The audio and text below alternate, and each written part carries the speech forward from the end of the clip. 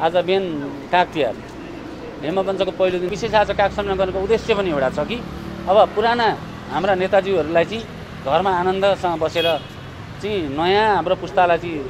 एउटा राज्य हस्तान्तरण गरेर चाहिँ पुरानो नेताले जानेका कुरा सबै नयाँ पिँढीलाई सिकाउँदै ओर्दै चाहिँ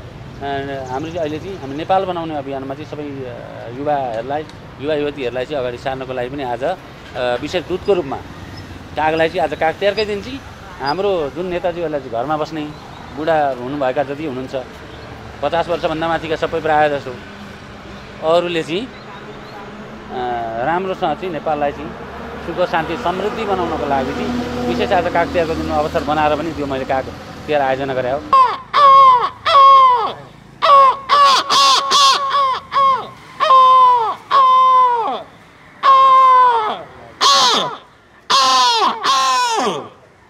आऊ भन्दा चाहिँ लामो स्वरमा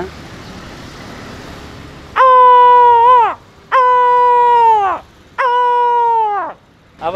जाऊ भनौँ नि गइसक्यो त्यो कागले चाहिँ भनेको आइसक्यो।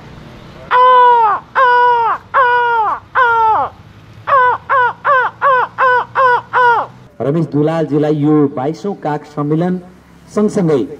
आजको यो काग तिहारको यहाँलाई धेरै धेरै शुभकामना व्यक्त पनि गर्न चाहन्छु र विशेष गरी कागको बारेमा रमेशजीले अघि पनि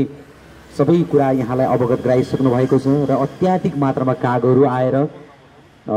कागले चाहिँ आकाशै ढाकेको अवस्थाहरू पनि छ। सपनामा काग गरेको देखेपछि मैले विपनमा गएर धनगढीको चौरा चोकमा गएर काग बोलाएपछि काग आउँदो रहेछ भन्ने भएर त्यहाँबाट प्रेरित भएर चाहिँ त्यहाँ हुने दाईहरू सबैको त्यहाँको समाजसेवी व्यक्तित्वहरूले पनि